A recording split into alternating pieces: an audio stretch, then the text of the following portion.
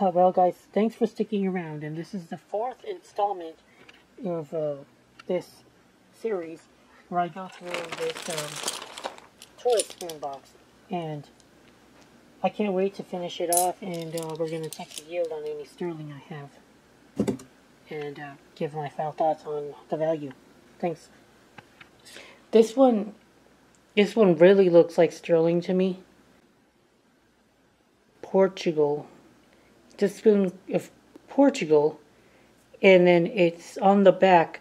I was having a hard time reading the name here, but the name is Domex.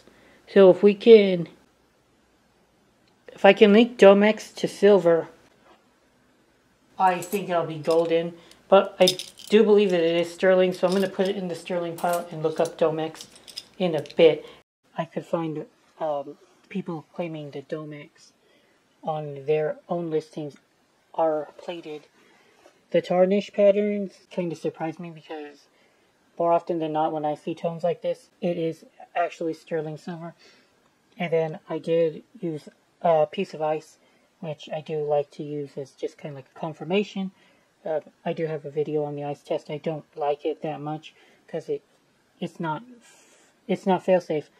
It's better than nothing, and I don't think that it reacted correctly for sterling either, so it is what it is. You do get tricked, and visual is not a 100%. It does put the odds in my favor though, and I will stand by that. Hey, throwback to one of my last boxes. I go goo for baby spoons, and we've got the birth record spoon of a certain Dale, and he was born in 1940. Cool to find that. Add it to the baby spoon collection.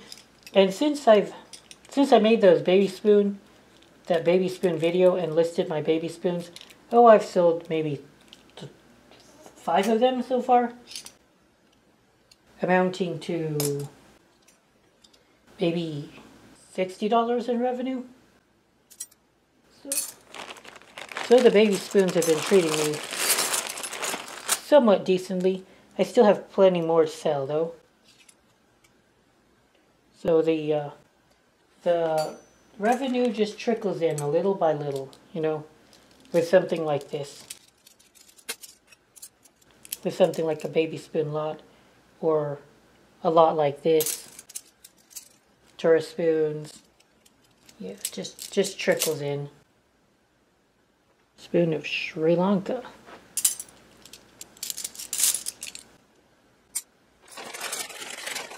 S&Co. Looks like a berry spoon. S&Co. Nickel Silver EPNS. What S&Co. stands for, I am not sure, but it is a nice spoon. So, one online source I found called it Spurrier & Co., but my marks did not match what was on the site perfectly with how they made the marking. And this is my rant about English stuff, because they made this stuff so confusing just using the first initials of their firm, and you had multiple firms, obviously, that would start with an S. So each firm would have very similar marks, and you couldn't distinguish between them unless you had a source or you were an expert in the subject, and that makes it very stupid and annoying for a layperson to be able to distinguish companies. That's just my rant on it. I think that the English system for marking silver and silver plate was quite stupid, to be quite frank with you guys. That's my opinion as a dull American. Got one more of these. I need to count whether or not it's 18, and I'll know I have the full amount. And we've got what looks like this pattern is... Oh, my head isn't working today because I know this pattern. You see it all the time, damn it. But another baby spoon. It's It's a pattern First Love. It's one of the best-selling patterns today, but there's just a lot of supply, so per piece it doesn't sell for that much. I only need to know the pattern when it comes time to sell it, I guess. Okay guys, we're almost done. Time to get another box. Another bag ready. That's all that one of the bags was. Are these regular old spoons that are just wrapped, have their packaging. That doesn't really give any value to the spoons, I don't think. Okay, so some of the last pieces in the box. We've got what looks like the Royal Collection. It's all fancy. Just the point of these were to celebrate the 50th year coronation anniversary of Queen Elizabeth the Second. Okay. 2003. It might be collectible. I have no idea. These ones we've got 24 karat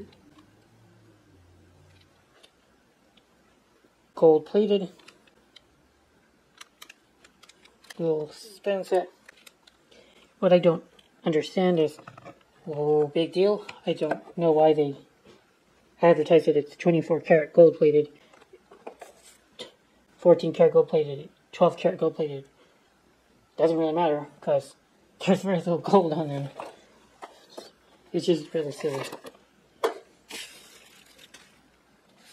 Here we've got, so these are spoons of the coronation of Queen Elizabeth. Each of these sets might give me another 20 bucks, I would imagine. I'm gonna go ahead and count these out because I need 18 of them to see if whether or not I have the full set. 1, 2, 3, 4, 5, 6, 7, 8, 9. This is half the full set. 10, 11, 12, 13, 14, 15, 16, 17, 18. 18 of these. So I've got the full set of those. Franklin Mint Craftsman of America collection. Again, the full set is going to go for more than 100. I'm going to go ahead and... Here's the real deal today. It's not that much. Unfortunately, I've got maybe 4 or 5 ounces of silver in my hands. I'll just go weigh it out. And then there's a couple on the maybe list. I'm going to have to get tested. Grams are easier for me to deal with, so let's just see how many grams I have. 120. I missed a couple. Actually, trade these for this one and this one, because these are the maybes. So I got 114 grams of marked stuff. Yeah, all these are marked, guys, but 42 grams of maybe. So we've got about 70 bucks in current scrap value of sterling, plus an additional maybe $30 in maybes. Okay, not too bad. I did okay. Now this spoon, it's going to be tricky, but it does actually date to Teddy Roosevelt and his administration. So what we're looking at is a teddy bear. The teddy bears back in the day when they were first coming out, they looked a lot more realistic to what a bear actually looked like a miniature bear. Over the years, they've gotten more juvenile-like. When they invented the teddy bear, it did look like this. So this is a very old piece. And I was able to find a set that's in flawless condition, and they were asking for $40 for both the spoon and the fork. Obviously, I don't have very good condition piece, but for the historic value, I think that it's worth trying to sell to a collector, and maybe they'll replate it if they want to. So I'll go ahead and do that. Alright, that's it for today's video, guys. Hope you all enjoyed. And questions, comments, concerns, leave them in the comments. I read every comment you guys give me. I do my best to reply to them. And go ahead and like or subscribe my content as well. I do a lot of work in order to get you guys these videos. I try to be as honest with you all with my appraisals. I will tell you guys how long something will sell if I can. So yeah, I do enjoy what I do, but it's a lot more fun when I see results for my efforts. So thank you guys for watching. Good Marks, Goods out.